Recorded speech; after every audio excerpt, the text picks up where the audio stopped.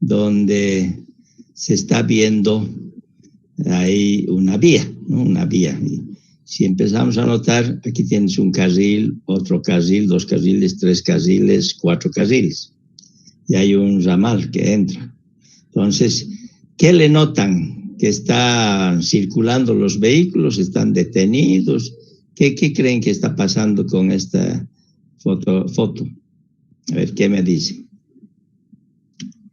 Es un congestionamiento. Hay congestionamiento. Muy bien, hay congestionamiento. ¿Y cómo se capta eso? Porque podrías decir, están circulando. Por estos stop traseros están en rojo, marcando, entonces están detenidos, entonces está congestionamiento. En esta materia, nosotros vamos a aprender a que tenemos que tratar de que esté confortable la vía. Entonces, para poder definir si es confortable una vía, los investigadores han determinado un término que se llama niveles de servicio. Estos investigadores han sacado de unas curvas que más adelante, cuando estemos viendo análisis del flujo vehicular, vamos a estudiar y vamos a analizar ese punto. Pero ahorita puedo adelantar y puedo decir que los investigadores a través de esa curva han definido 6 niveles de servicio. Nivel de servicio, sinónimo de nivel de servicio, es confort de la vía. Entonces, hay 6 niveles y es con símbolos de letras A, B, C, D, E y F. ¿Ustedes en cuál nivel de servicio creen que este corresponde? A ver, ¿quién me puede decir? Si es que pueden, ¿no? Si no, no importa, que vamos a ir aprendiendo. ¿En qué nivel de servicio creen que está? Les estoy diciendo que hay 6 niveles, pero no les he dicho cuál es el mejor, cuál es el peor, ¿no? Pero, a ver, algunos pueden saber. Entonces, ¿cuál creen que es el nivel de servicio que está esta vía, así como está congestionada? ¿Ah? ¿El A? ¿El B? ¿El C? ¿El D? ¿El E o el F? ¿Cuál? F, Inge. Muy bien, F. F es flujo forzado. O sea, eso después vamos a ir aprendiendo. Flujo forzado es que avanzas un poquito y te detienes, avanzas un poquito y te detienes. O sea, ese es congestionado, digamos, flujo forzado. Cuando nosotros diseñamos una carretera, por ejemplo, para un periodo de diseño, o sea, puede ser 10 años, 15 años, 20, 25, más o menos esos son los periodos para hacer un diseño de una vía, ¿ya? No hacemos para 100 años, no hacemos para 200, hacemos para 25 más o menos como máximo. ¿Por qué no hacemos para 100, por ejemplo? Porque si haríamos para 100 necesitaríamos que justificar que a los 100 años esté funcionando bien. Y lo que ocurre es que no vale la pena hacer con muchos carriles. Por ejemplo, si quiero que de aquí a 100 años que esté funcionando bien esta vía, ¿qué debería haber ocurrido? Debíamos haber diseñado con hartos carriles para justificar que a los 100 años no esté congestionado. Entonces no se hace así, se hace poco a poco, o sea, se define unos 20 años, 25, y después de esos 25 se vuelve a ver cómo se va a solucionar, porque no podemos solucionar para 100 años, tenemos que ir avanzando poco a poco, dependiendo de los presupuestos que uno tiene, o sea, la institución que está a cargo de estas vías, esos te dicen, bueno, vamos a invertir, pero no puede invertir para 100 años, o sea, si quiero que cumpla a los 100 años que no esté congestionado, quiere decir que necesitamos hartos carriles, la vía va a ser muy ancha, ¿no? Entonces no se hace así, se hace poco a poco. Pero a ver, aquí seguiremos comentando. Digamos, esto está congestionado, es nivel F. ¿Qué solución le podrían dar a esta vía? O sea, yo quiero que mejore. Ahorita está congestionada. ¿Qué soluciones? A ver, hay un montón de soluciones, pero yo les lanzo para que me digan, bueno, una opción podría ser esta, otra opción tal. Eso quisiera que me digan, ¿cuáles podrían ser las soluciones para mejorar que no esté así en nivel F, ¿no? O sea, congestionado. O sea, nosotros como ingenieros queremos que sea funcional la vía, ¿no? Hemos quedado en eso ahora mismo. Fabiola, una de sus compañeras, me dijo, hemos hablado de que las vías sean funcionales. Para eso estudiamos ingeniería de tráfico, ¿no? Entonces, en este caso ya está congestionada. Entonces, ¿qué solución le daríamos? Para solucionar, yo les he comentado que siempre hay que pensar en criterios racionales, ¿no? O sea, no todo está inventado. O sea, puedes tú imaginarte y decir, este puede ser una solución. Y la lógica es la que sirve en estos tipos de soluciones. La lógica, muchas veces, ¿no? O sea, no hay 1 más 1, 2, sino a veces hay que pensar y decir, ¿cómo puedo solucionar? A ver, ¿a quién se le ocurre cómo solucionarías este problema? Ahorita tenemos esta vía, está congestionada en la hora pico, eso es hora pico, por ejemplo, cuando hay congestión. Entonces, ¿qué cosas haríamos? ¿Qué podríamos hacer? Inge, disculpe, Dime. una solución sería restringir según el número de placa para reducir un poco la afluencia del tráfico. Muy bien, una opción. A ver, discúlpame, como estamos ahí viendo las diapositivas, ¿qué apellidas? Soy Abraham Mitma Mérida. Espérame, repetime por favor. Mitma Mérida, Abraham. ¿Mérida? Mitma Mérida, Abraham. Mitma, espera. Ya tengo aquí la lista. Ya, correcto, ya. Abraham. Gracias. Hay un puntito de participación. Está correcto. Esa es una opción. Bueno, tú dices, tendríamos que restringir el acceso a algunos vehículos por lo tanto, con control de placas podría ser una solución. Está bien, una solución, pero es un paliativo. Una solución más integral ahora. Sigo preguntando. A ver, a alguien, ¿qué se le puede ocurrir? Inge, disculpe, yo podría habilitar una vía alterna a esta principal, capaz. Muy bien. ¿Qué apellidas? González Camacho Julio. Espera, González Camacho,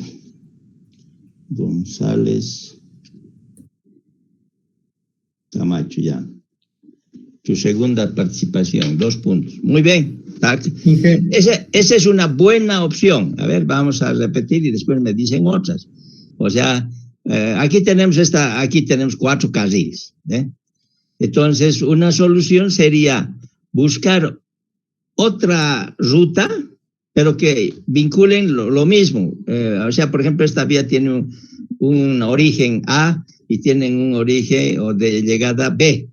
Entonces, buscar otra ruta, otra alternativa que pueda repartir esta cantidad de vehículos. Entonces, podríamos hacer que esta vía antigua no se cobre peaje, por ejemplo, y hacer la nueva vía invirtiendo bastante para que se cobre peaje. Entonces, eso es una solución. Para la gente que no tiene mucha plata, podría servir esta vía y hacer otra de mejores características posiblemente, que satisfaga a otra cantidad de conductores. Entonces se va a ir distribuyendo la cantidad de vehículos, ¿no? O sea, yo por lo menos estoy diciendo, tiene que mantenerse el origen y la llegada, origen y destino, digamos. O sea, aquí si esta carretera está yendo de A hacia B, tengo que hacer también pues de A hacia B, no voy a hacerme de A hacia O, a otro lado me voy a ir.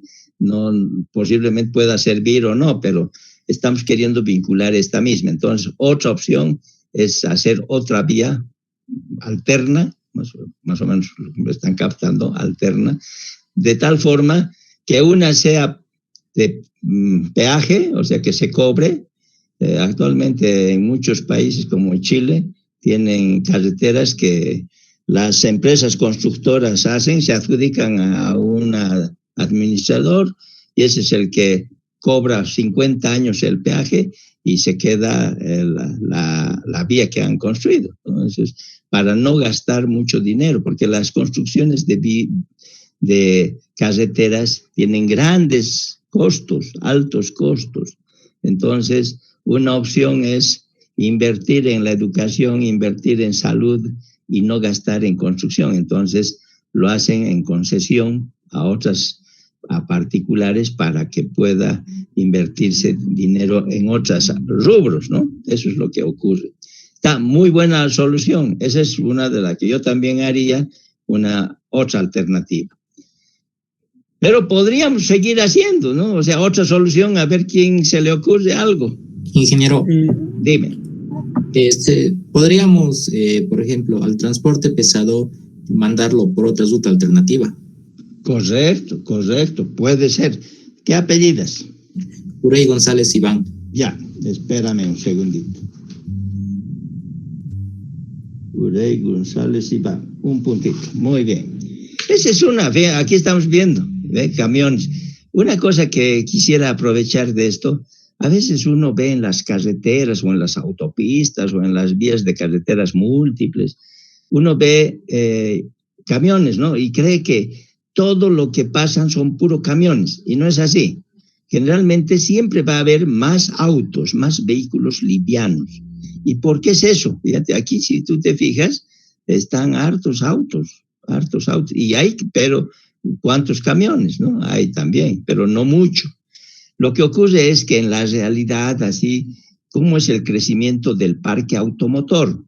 El crecimiento del parque automotor en América del Sur, por ejemplo, es más crece los autos que los camiones. O sea, si yo les pregunto a ustedes, en su familia, ¿quiénes tienen camiones? Van a ser unos cuantos. ¿Y quiénes tienen vehículos livianos? Va a haber más.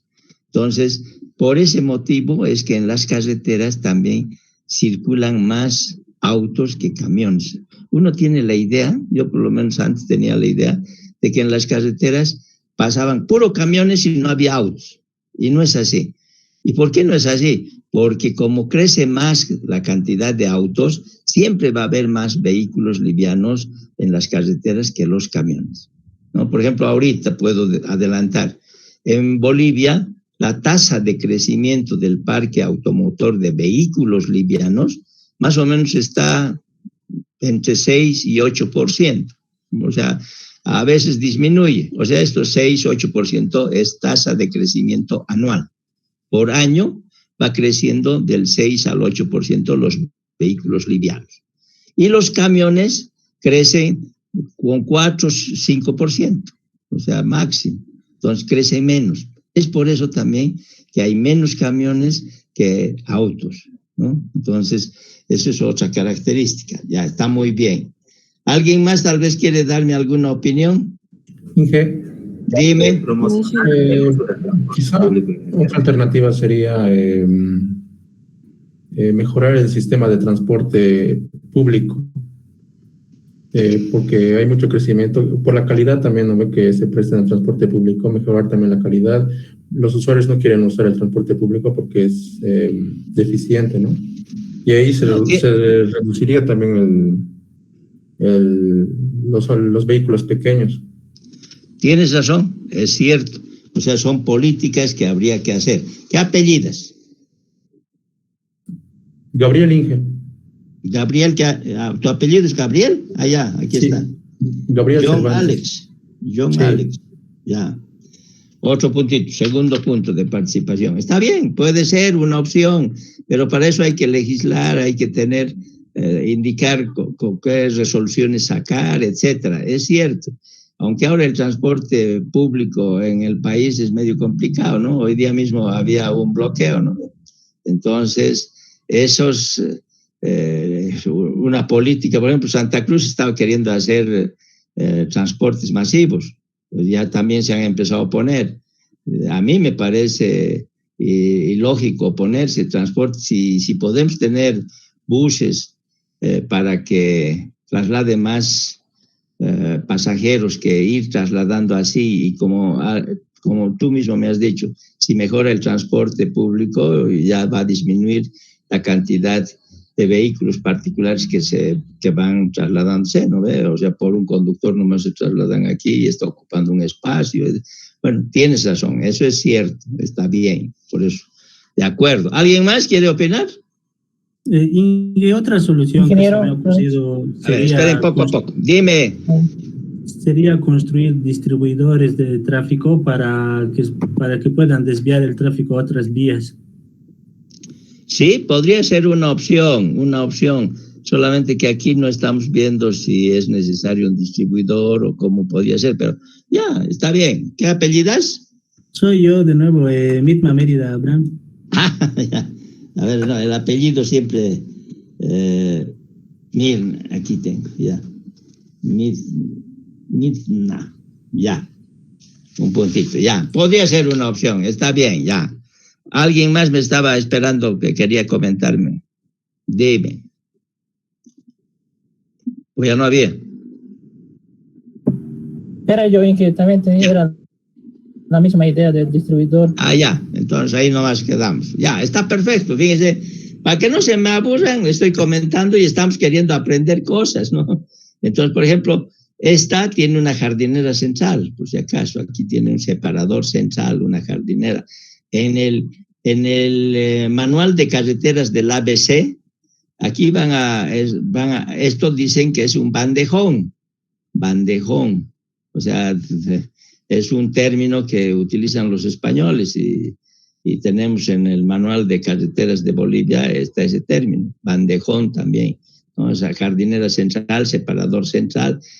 El hecho de tener este separador central ayuda a que no haya muchos problemas de accidentabilidad, porque si no hubiera esto, algunos vehículos podrían irse en sentido contrario y se estrellan con el que viene en el sentido opuesto, ¿no? Bueno, no vamos a ir a esos detalles, pero está bien.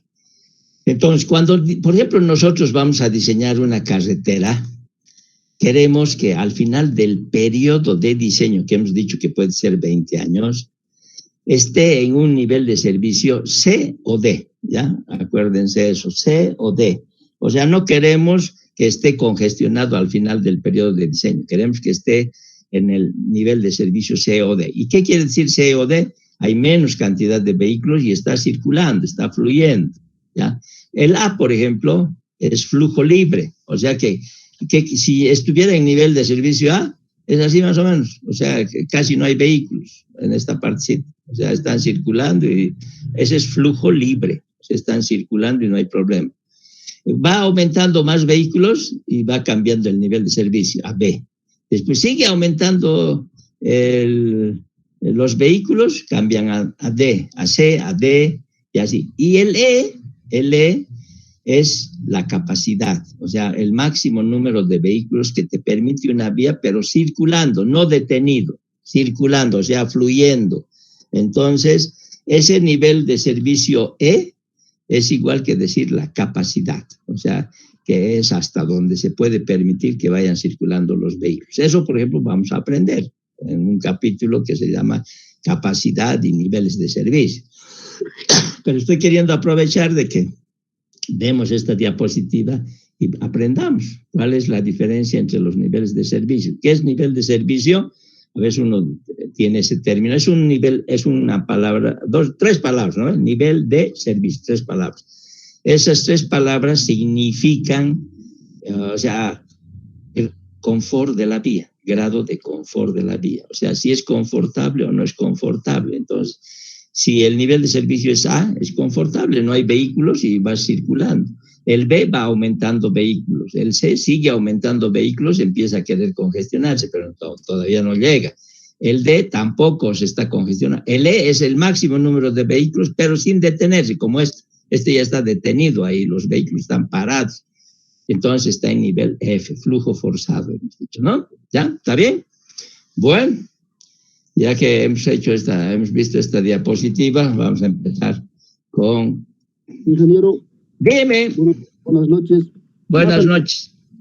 A manera de comentar, lleva el tema del sillar, el congestionamiento. ¿Qué soluciones más o menos se podría dar? Claro, en el urbano son las vías paralelas, los distribuidores, ¿no ve? Pero en el tema del sillar, ¿qué soluciones podemos dar? A ver, yo te voy a comentar un poco desde hace tiempo. En el sillar,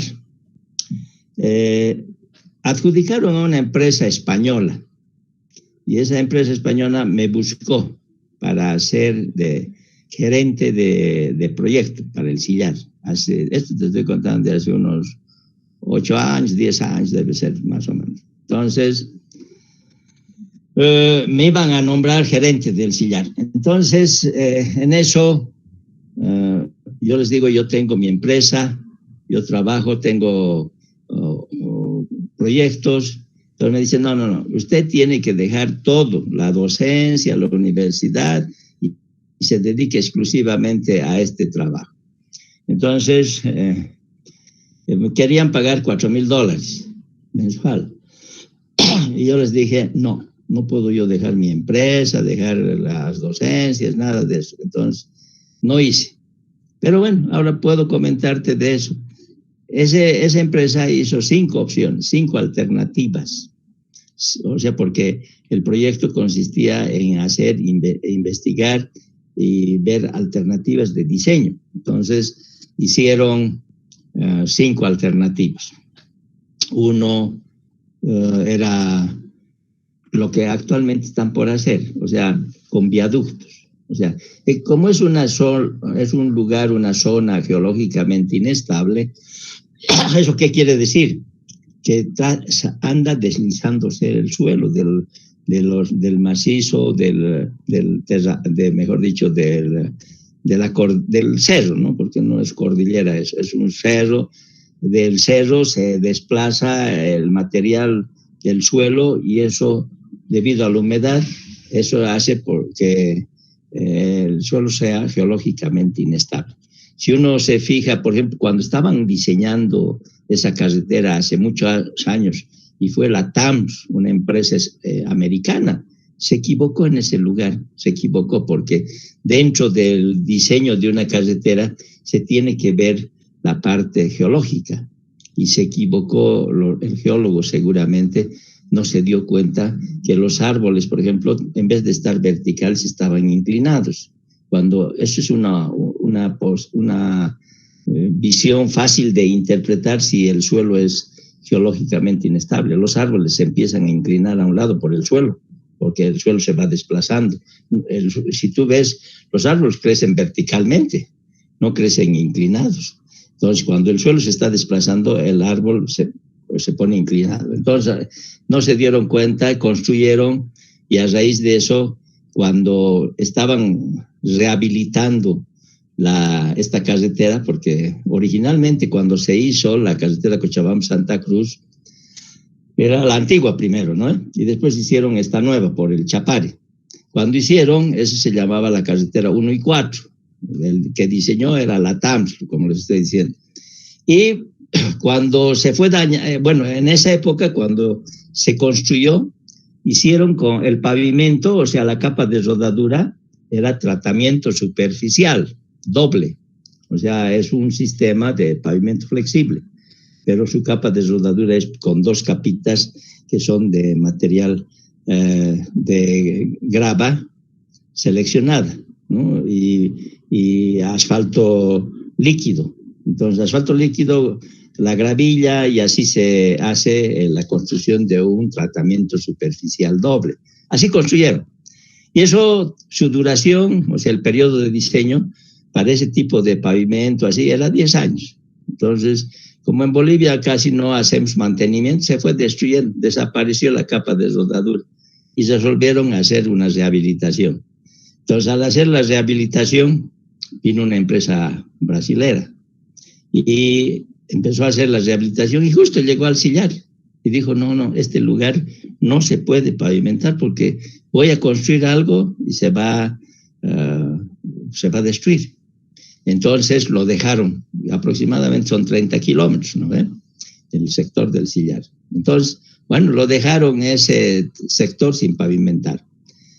Pasó el tiempo y como el gobierno de esa época dijo, pues aquí no podemos estar dejando esta vía así sin hacer nada, es una vía muy importante. Entonces resolvieron hacer unos diseños que se llamaron, y debe estar letreros ahí posiblemente, diseños de pavimentos experimentales, con pavimentos rígidos se hizo.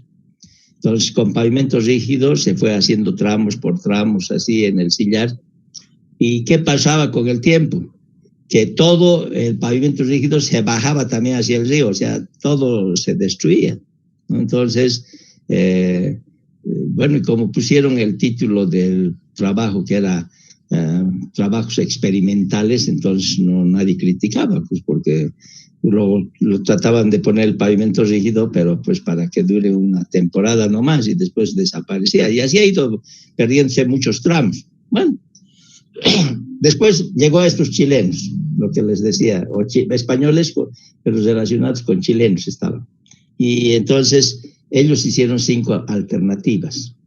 Y de las 5 alternativas, al final, la que yo conocía de las alternativas, una de ellas era aumentar unos 8 kilómetros, ir bordeando un río que está al lado, si vas de Cochabamba a Santa Cruz, está al lado izquierdo.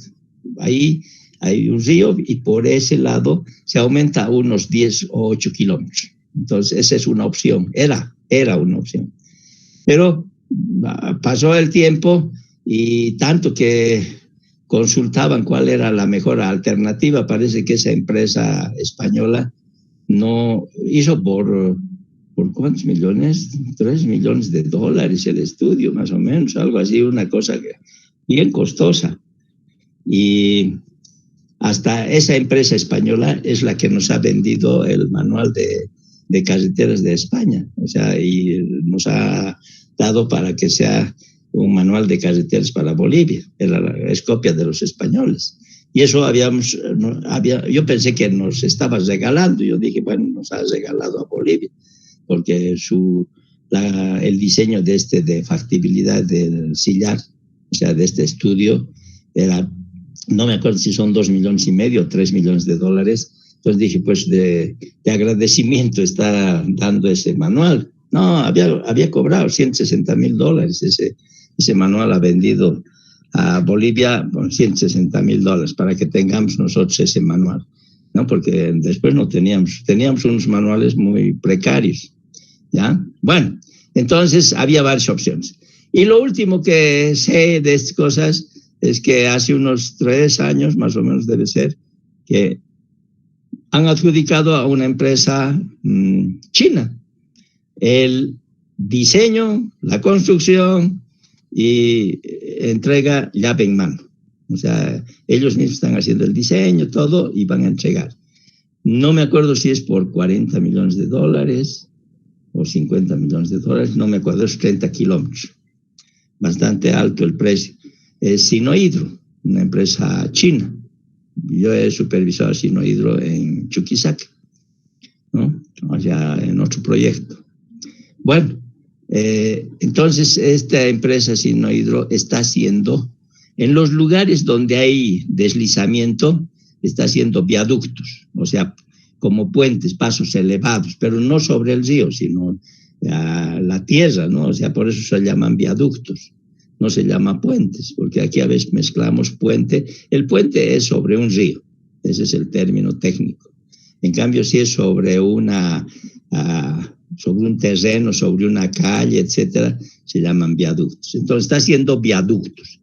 En un sector está haciendo túnel está haciendo para... Ellos han definido su estudio, han debido revisar el de los españoles, como les digo, pero ellos están haciendo su estudio, y porque es llave en mano. O sea, una forma del gobierno anterior era adjudicar llave en mano, o sea, darles todo, ¿no? O sea, que ellos asuman la responsabilidad de diseñar, construir y terminar el proyecto, ¿no? Entonces, están en eso. Ahorita están haciendo viaductos, túnel, y no sé muchos cuántos túneles son, o parece que son 2, no deben ser muy largos, viaductos deben ser unos 5, no sé exactamente, pero esa es la forma, y están haciendo por el mismo, más o menos por el mismo eje del camino antiguo. No se han cambiado mucho, o sea, siguen por ese mismo sector, no han ido a otra variante, otro libramiento se llama a veces, ¿no? Otra alternativa. O sea, casi está sobre el mismo eje, ¿ya? Del camino antiguo, ¿de acuerdo? Entonces, eso es lo que está pasando. Ahora, yo puedo complementarles tal vez. existe una faja en Cochabamba donde hay precipitaciones muy pronunciadas y el terreno es malo. O sea, eso empieza en la Siberia. La carretera antigua Cochabamba-Santa Cruz, hay un lugar, no sé si es el kilómetro 200, 250, se llama Siberia. Ahí llueve bastante, o sea, llueve mucho. Entonces, ese lugar ya es así como la Siberia, o Siberia, Sillar, y hay un lugar en Yungas de Bandiola. O sea, toda esa faja de la superficie de la zona de Cochabamba es un lugar muy lluvioso, muy problemático por su suelo. Entonces, empezamos en las zonas en el sur con el Siberia, se llama. Después viene Yungas de Bandiola, ese es en Tiraque. Y después viene el Sillar. Toda esa es una faja donde llueve bastante. ¿Ya? Bueno, seguiremos ahora. ¿Ya? ¿Está bien más o menos o quieres algo más? Tal vez quieres que te aclare. ¿Ah? Está bien, Inge. Solamente mi duda era del congestionamiento vehicular. Al parecer, cuando uno viaja y ve que los mismos automóviles de carga pesada pareciera que ya son más truchos que los antiguos, ¿no? Porque están más que todo patinando y tienen que estar remolcando un tractor por detrás. No, eso es cierto. Eso es lo que ya se va a evitar. O sea, eso se va a solucionar. El problema es, como te digo, se fue haciendo el pavimento rígido como pavimento experimental, tramos. De esos 30 kilómetros, se hizo 5, digamos, en un lugar se saltaba otros 5. Entonces, en esos saltos había lugares que eran puro ripio. Después le pusieron empedrado, le pusieron un empedrado para tratar de aliviar y que circulen mejor el tráfico. Pero como se desliza el suelo, llueve mucho, entonces lo que tú me estás comentando es lo que ocurre actualmente todavía, ¿no? O sea, los camiones pesados empiezan a huellarse, llueve bastante, entonces no pueden avanzarse por el peso y hay que empujar, hay que enganchar a otro vehículo y arrastrarlo, sacarlo del lugar donde está trancado, ¿no? Eso ya no va a ocurrir con este diseño de esta carretera. Por eso les decía, va a haber lugares, viaductos, partes altas, el suelo va a estar pasando por debajo. O sea, se va a seguir deslizando, pero va a quedar el viaducto por encima. Entonces ya no va a haber ese problema. Esos 30 kilómetros se tienen que solucionar y ya va a ser más fluido. ¿Ya? Eso es lo que pasa. ¿Ya? Está bien. Bueno, gracias por preguntarme también. Me van a preguntar cuando ustedes quieran. Entonces, estamos empezando la materia. Y queremos empezar indicando ¿qué es vía? Vía, o sea, vía, un término general. La vía es una faja de terreno, pero acondicionada, o sea, preparada para el tránsito de vehículos. O sea, tenemos que hacer una vía que esté acondicionada para que puedan circular los vehículos. Si tienes un terreno así natural, lo que tú me has dicho hace un rato, por ejemplo, en el Sillar había lugares donde empieza por la lluvia y todo empieza a hacerse ahuellamientos, huellas, digamos, de las ruedas de los camiones y ahí te trancas por el terreno que no es muy granular, digamos. Entonces, la vía es una faja de terreno, pero preparada, acondicionada para la circulación del tránsito de vehículos. Eso es vía. Yo les he dicho que tenemos dos términos, o dos palabras, mejor dicho, que son sinónimos. Uno es tránsito y el otro es tráfico, ¿ya? El tránsito, de acuerdo al diccionario de la lengua española, significa, si ustedes entran en un diccionario, van a leer tránsito, acción de transitar, sitio por donde se pasa de un lugar a otro.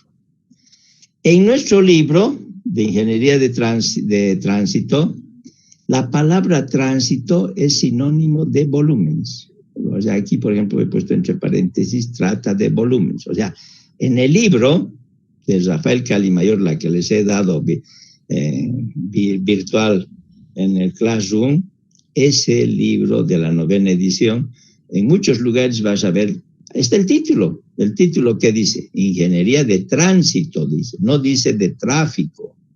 Entonces, en México, la palabra tránsito se emplea bastante como volumen. Volumen es el tránsito. La palabra volumen trata de tránsito, ¿ya?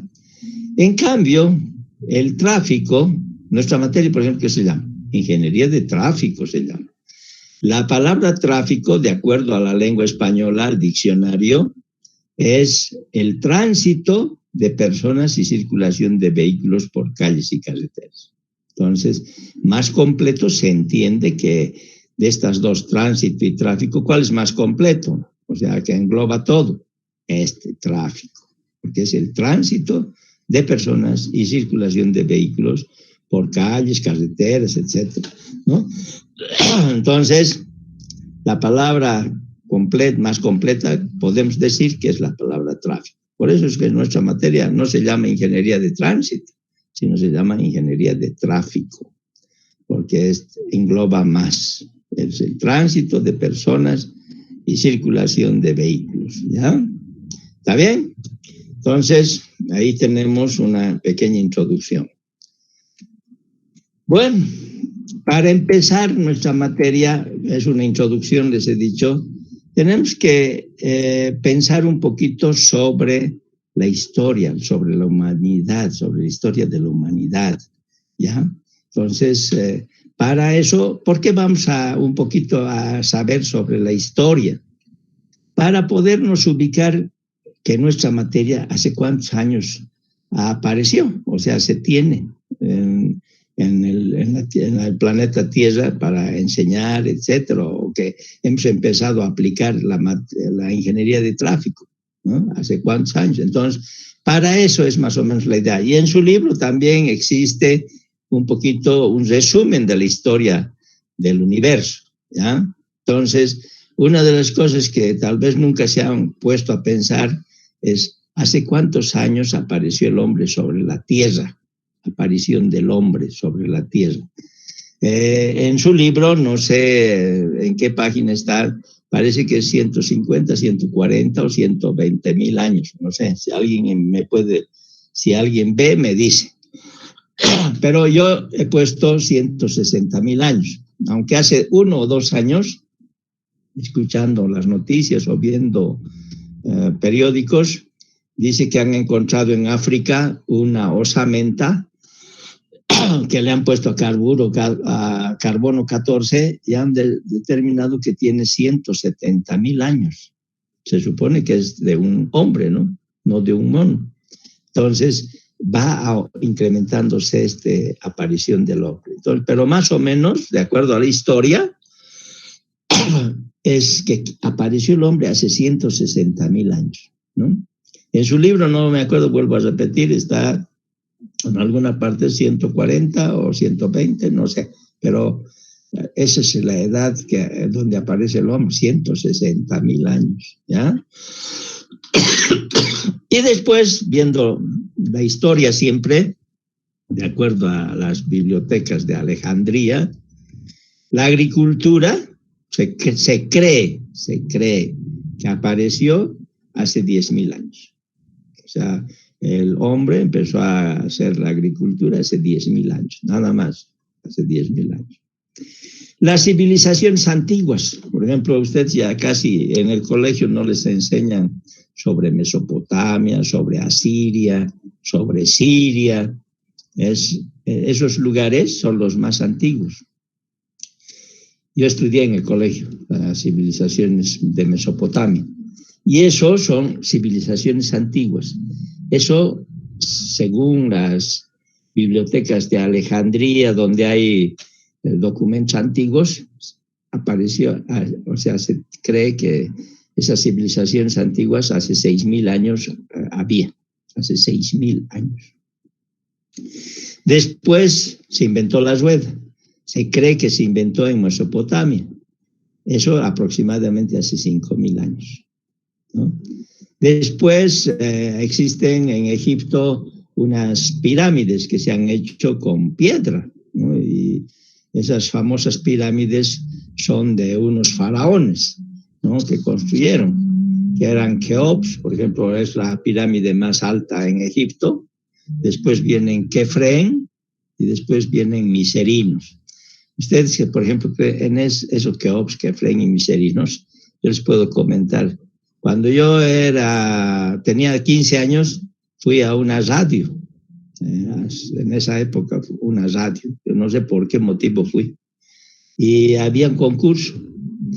Y preguntaron, ¿quién puede decirme cuáles son las 3 pirámides más famosas de Egipto y del mundo? Y yo levanté la mano y pasé. Y les dije Keops, Kefren y Miserinos. Por eso me acuerdo bien. Yo estudiaba, me gustaba mucho la historia, saber todo. Entonces, me dijo, oh, muy bien, este muchacho, este joven, un premio 4711, una loción me dieron allí. En esa época se llamaba 4711, y eso me acuerdo. Entonces, las pirámides que existen actualmente, y yo iba a ir el año pasado a Egipto. Yo quería viajar a Egipto y con eso de la pandemia, del coronavirus y todo, no he viajado, se suspendió, pero yo que me gusta conocer, he ido pues de Egipto, conozco bastante, he estado en Inglaterra, conozco ahí en el Museo de Londres, donde hay cosas de Egipto, pero yo conocí el sarcófago de Tutankamón en México. Qué cosa más impresionante. Y eso es de hace aproximadamente, ese faraón, más o menos debió ser hace 3000 años, el faraón de Tutankamón, que murió joven. Por ejemplo, su sarcófago es de oro con ónix es piedra negra, las figuras, impresionante. Y de eso es que yo digo, voy a ir alguna vez si puedo, a ver, veremos, a Egipto, ¿no? Entonces, ahí, las pirámides, por ejemplo, si ustedes ven todo lo que es la esfinge, todo eso, es de piedra. Y uno no sabe ahorita mismo cómo han construido, si han trasladado a través de caminos o han hecho a través de lanchas las piedras, o es que ha habido alienígenas, o sea, extraterrestres, que han moldeado las piedras y han hecho eso. No sé, ¿eh? O sea, yo se los dejo como inquietud.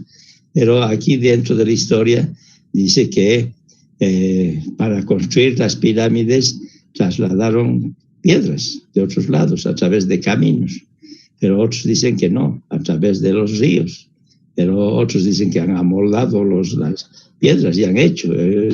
Aquí mismo en Tiahuanaco no se sabe exactamente cómo se han hecho esos moldes de piedras y de dónde han trasladado desde lejos, porque en ese lugar donde han puesto ahí las piedras, el arco, la Puerta del Sol y todo eso, en ese lugar no hay piedras, están en otros lados. Bueno, pero la idea es que todo esto hace 5000 años. Y después nace Jesús, ¿no? O sea, que es el que ha hecho el cambio de la historia, o sea, Cristo, y empieza el nuevo ciclo. Entonces, eso fue en la época del Imperio Romano, ahí nació. O sea, en el siglo I, II y III había el Imperio Romano. Y ahí se construyeron el Coliseo de Roma, por ejemplo, que es una cosa impresionante, yo conozco en Roma. El Vaticano, todo eso es impresionante, pero bueno, el Vaticano ha sido posterior ya. Pero, digamos, en Roma empezaron a hacer los primeros caminos, más o menos, entre comillas, diríamos caminos. ¿Por qué? Porque dentro de Roma empezaron a pavimentar, pero con piedra, bloques de piedra. Y si ustedes ven películas antiguas de la época de Jesús, ahí van a ver las calles de Roma con pavimento. Y si uno empieza a ver las bibliotecas de Alejandría, ahí se ve cómo construyeron los romanos las calles. O sea, su pavimento tenía una estructura de 1,20 m, de diferentes capas. Una capa se llamaba sumum, por ejemplo, sumum. Otra capa se llamaba nius. O sea, eso yo sé de memoria cuando estudiaba, ¿no? O sea, varias capas tenía. Eso era en la época. Pero ¿en qué lugares se construyeron eso? En Roma, más que todo, porque en los caminos no. En los caminos, casi los caminos se iba en caballos y no, casi no se hacía conquistas. Primero al comienzo ahí nomás era por Roma, los hunos, por ejemplo, son los de Atila, ¿no? O sea, no sé si estudiaron unos salvajes que entraron a Roma, incendiaron y se robaron las del Coliseo de Roma, por ejemplo, estaba recubierto con mármol de Carrara, color blanco. Ahí lo único que queda actualmente son huecos. Los unos dicen que se lo llevaron las piedras, los mármoles de Carrara, ¿no? Que es de Italia. Bueno, así podríamos comentar de muchas cosas. Y bueno, fue pasando los años y los primeros caminos así que eran en Europa, empezaron a conquistar, fue en el siglo X más o menos, en la época medieval y de conquista, o sea, la época de Edad Media, que se llama. Entonces empezaron ahí, se duplicaron los caminos allí, pero no pavimentados, nada, solamente construidos para trasladar, o sea, para conquistar los ejércitos, iban hacia Alemania, hacia España, etcétera, y el siglo XII siguió las conquistas, ¿no? O sea, se duplican los caminos. Y bueno, siguiendo así rápidamente con la historia, las primeras vías en América, los primeros caminos que se hicieron fue en Veracruz, México. O sea, Veracruz está en el Océano Atlántico y cuando llegó ahí Hernán Cortés, entonces después hubo un cura que es el que ha construido, o sea, era el que dirigía la construcción de esta carretera, o este camino, ¿no? Veracruz, México, y se llamaba Sebastián de Aparicio. Y si ustedes revisan y ven bibliografías o así de Sebastián de Aparicio, es un cura que su cuerpo, o sea, está momificado hasta el día de hoy. O sea, parece que, no sé si por remedios o porque es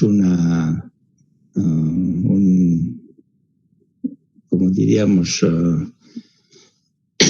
una cosa que se ha conservado ese cuerpo por algún motivo. Vivió en el siglo XVI, ¿no? O sea, en 1540, cuando se hizo la colonización, y bueno, pues ahí está preservado su cuerpo. O sea, pueden ver en internet, o sea, van a encontrar ahí. Era un cura, ¿no? Bueno, ese fue el primer camino que se hizo en América, Veracruz, México. Después pasó el tiempo y en el siglo XVIII empezaron a haber las diligencias, o sea, en carruaje y caballos, ¿no? Empezaron a ver y empezó a surgir Estados Unidos en el siglo XVIII. Y luego en el mejor dicho, en el año 1825, cuando se independiza Bolivia, en Londres se inventa la locomotora y aparece el ferrocarril, ¿no? O sea, 1825, 1826. Y bueno, pues, ¿qué empezó a ocurrir en América? Que Estados Unidos estaba surgiendo, hubo decadencia de los caminos. O sea, los caminos, nadie iba por los caminos por las diligencias, porque asaltaban a las diligencias. Entonces se iban por ferrocarril, ¿no? Y construyó de este a oeste Estados Unidos una línea de ferrocarril, ¿no? Y bueno, vino la decadencia de los caminos, 1860. Luego se inventó el vehículo a gasolina en el siglo XIX, 1895, y después vino la combustión interna. ¿Qué pasó entonces cuando de los 160,000 años, más o menos en el año 1950, es que empezó a haber congestión en los Estados Unidos en muchas vías? Y de ahí empezaron los americanos a decir cómo se puede mejorar estos problemas de congestionamiento. Y empezaron a hacer estudios. Y así nace la ingeniería de tráfico, ¿ya? O sea, si quiero marcar de 160.000 años una línea, digamos, nuestra materia es un puntito, porque es desde el año 1950 que se está estudiando ingeniería de tráfico, ¿ya? O sea, no significan nada, ¿no? De los 160.000 años. O sea, apenas son 70, 80 años que se tiene la materia de ingeniería de tráfico, ¿ya? Bueno, ahí vamos a quedar, ¿listo? Para que no los canse y para que mañana estemos un poquito más despiertos. Si tienen alguna duda, díganme. Si tienen algo que no